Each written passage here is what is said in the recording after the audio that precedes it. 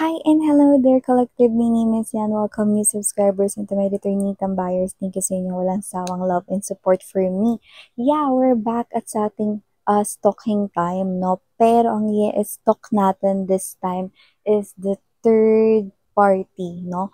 Wala na tayo ritong kahit na anong pakialam kung yung third party is sila pa ba ng person mo or whatever, no? Pero alamin natin kung ano ang naiisip ng third party patungkol sa'yo at sa person mo, no? Or alam naman natin, mga babes, no?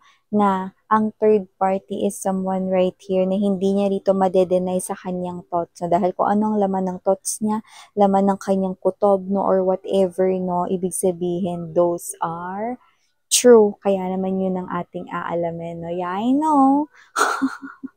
Kasi parang ganong paraan ay parang nai-stalk na rin natin ang iyong person, especially if they are still together, no? And let's see, no? Para-parehas tayo, no, na magulat, no? Dito sa nilalaman ng thoughts ng third party. So yeah, you may think of your person, no? Or the third party of your person, no? Kung alam niyo yung itsura niya, kung hindi, it's okay. Basta think of that type of energy that you have for them. Okay? The feeling that you have for them, whether that is something here that gets you angry, frustrated, anxious, disappointed, no, we're gonna use it, okay? So you can also concentrate with those feelings, no? Pwede mong i-pause tong video na to and then resume na lang if you're done na. Or you can also still do that, no, while I'm doing the shuffling. So let's go ahead and check these messages right here for you, collective, no? Just take how this resonates. This will not resonate right here to each and everyone. Okay, let us see. Archangel Michael, thank you so much. Angels, guides, thank you so much. So let us see, what do we have here? What are the thoughts of the third party regarding the situations of my collective people, or yung iniisip ng third party na ito sa person na ex ng aking collective or kay collective mismo. Let me see. Let us lay all the energies first, ha, sa ating table. Alright. Okay, let's go. Ilatag na muna natin first. So we have here for you guys the messenger of fire. Oh.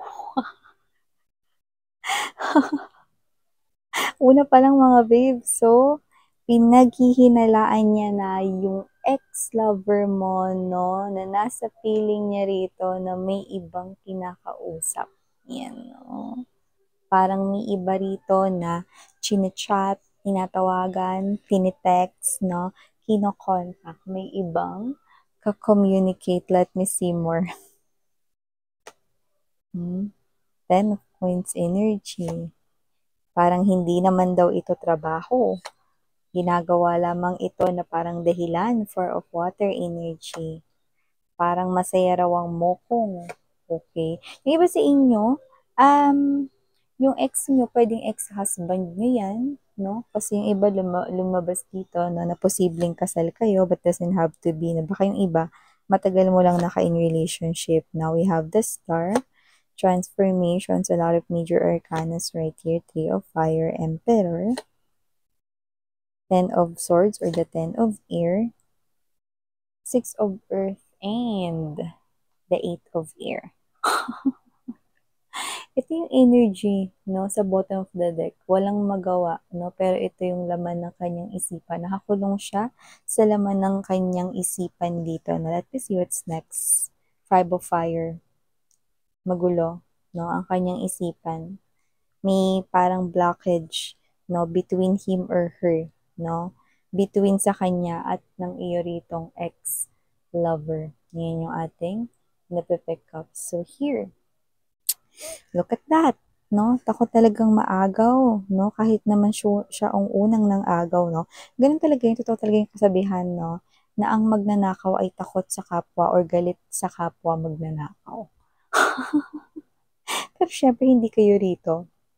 magnanakaw, kayo nga yung ninakawan, 'di ba? So, ang role mo dito, ikaw yung ninakawan, siya ang nagnakaw, pero natatakot siya ritong manakawan or maagawan kahit na siya naman ang unang ng agaw. Ayan, 'no, kung sino man 'tong energy na 'to, this person sa kanyang thoughts, 8 of Air energy, isa sa mga bagay na gumugulo sa kanyang isipan, 5 of Fire energy, 'no, ay walang iba kundi iniisip niya na merong ibang kinakausap ang kanya ritong, person, no, which I do pick up na nakikita ko dito na posibleng sila ay sila pa rin, nagsasama pa rin dito, maaaring magka-live-in pa rin sila o yung iba naman puwedeng sila pa rin pero hindi sila masyadong nagkikita ngayon, no, or iba naman malapit na silang mag-break, yan yung nakikita natin dito, no. So, nagiging cold yung treatment ngayon, no, kasi hindi 'to maiisip ng third party kung hindi nagiging cold ang treatment ng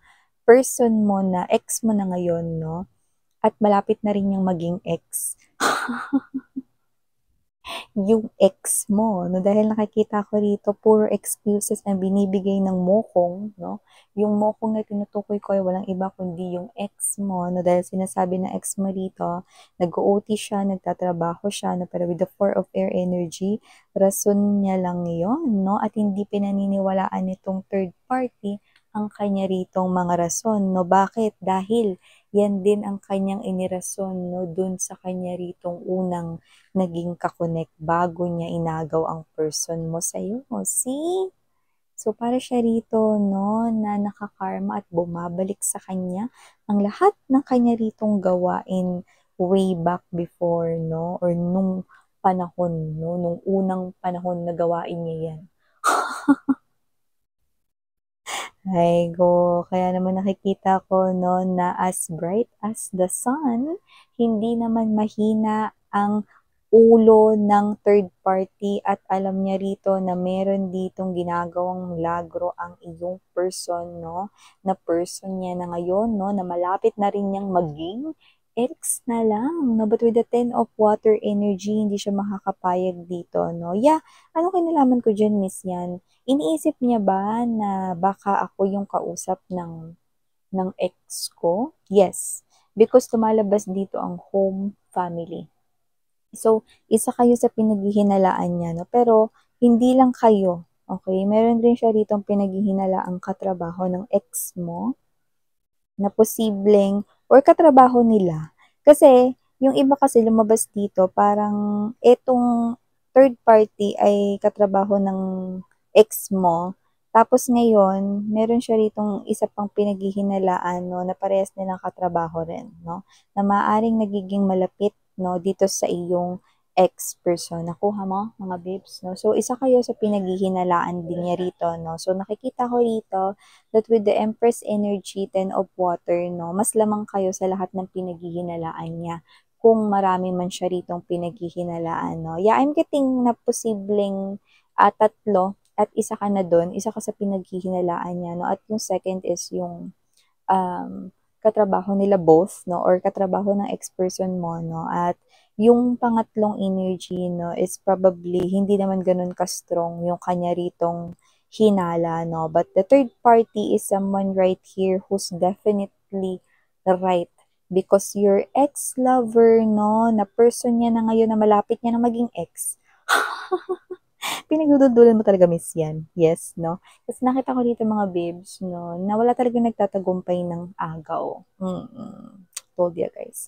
Eh, nakikita ko rito 'no, na itong third party is ngayon ay napo-frustrate at nakikita ko rito na para siya ritong aligaga na kanya ritong ayusan ang kanyang sarili 'no. Gusto niya pang magpaganda at mas magpagwapo pa more, pero hindi kasi yun yung ano, eh, hindi kasi yun mga babes yung pinaka tinitingnan, eh, 'no, dito sa sitwasyon na 'to, 'no. Kasi alam mo mga babes 'no, pagka isang person nawalan na ng amor sa isang bagay, kahit na 'yan ay pagandahin pa 'no, bihisan pa 'no, at i-repair pa, wala na talaga 'no. 'Pag ayaw niya na 'no, lalo na pagka napagsawaan niya na, wala na talaga.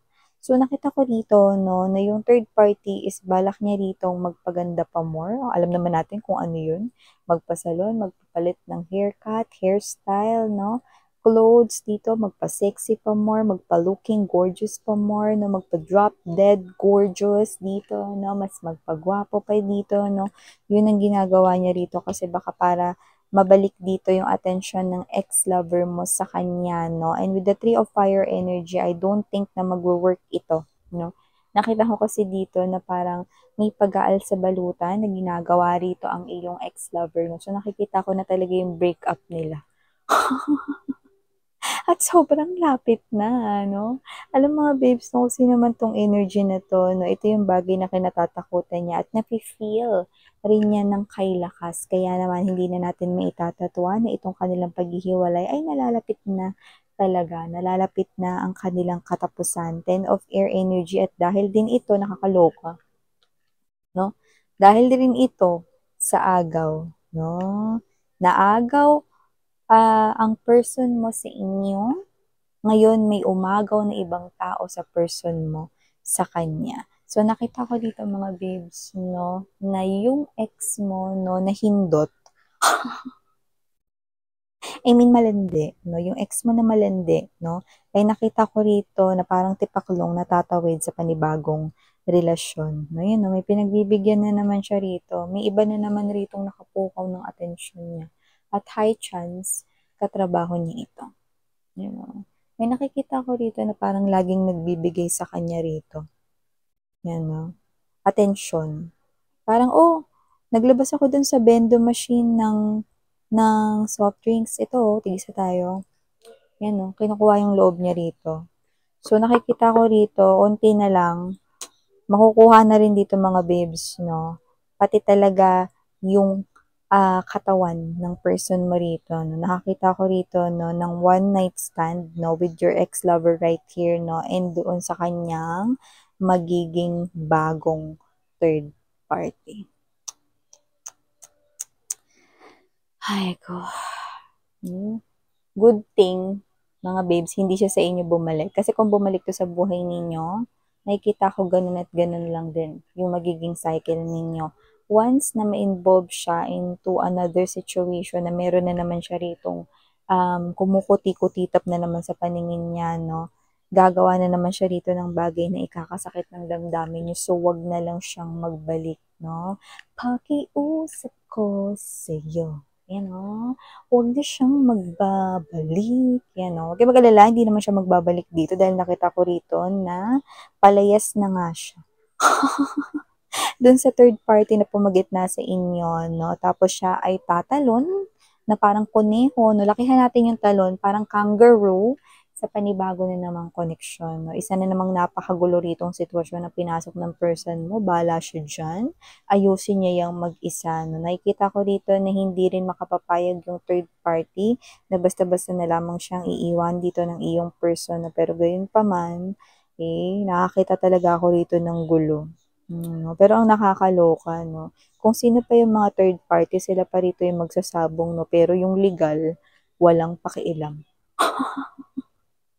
Yan na, kung kasal kayo nitong person na to, no, wala kayong pakialam dyan sa person ninyo, no? At yung iba naman, no, na nauna kayo rito, wala na kayong pakialam kahit magrambulo sila dyan, no? Ex-boyfriend, ex-girlfriend mo naman na yan, no? Na matagal mo nang ibinasura. Yan, excuse me, hindi yan ang nang iwan sa akin. Okay? Tapos na kami yan at ibinasura ko na yan. Yan. Ganun yung energy nyo dito. No? May ganun. So, yeah, for the initials, we have here 3 letters only. Doesn't have to be na kung wala siya nito ay hindi na kayong tinutukoy dito. If you feel so connected and so drawn with the reading, then high chance this reading is yours. Okay? For the letters, we have here the letter A. We also have here the letter R. We also do have here the letter T as in toy. Yan, yeah, definitely. No? Yun ang ating unang word na nakuha. Because ito, parang laruan lang talaga sa kanya rito ng mga babae at mga lalaki na nakakonect sa kanya. And last but not the least letter, we have here the letter M. Okay, so ito yung mga messages right here for you guys. Again, I'm your Yana on me for the girls and women. And Yana Duna for the boys or men. Thank you so much. Love and light. Happy Monday. Sarang heyo. And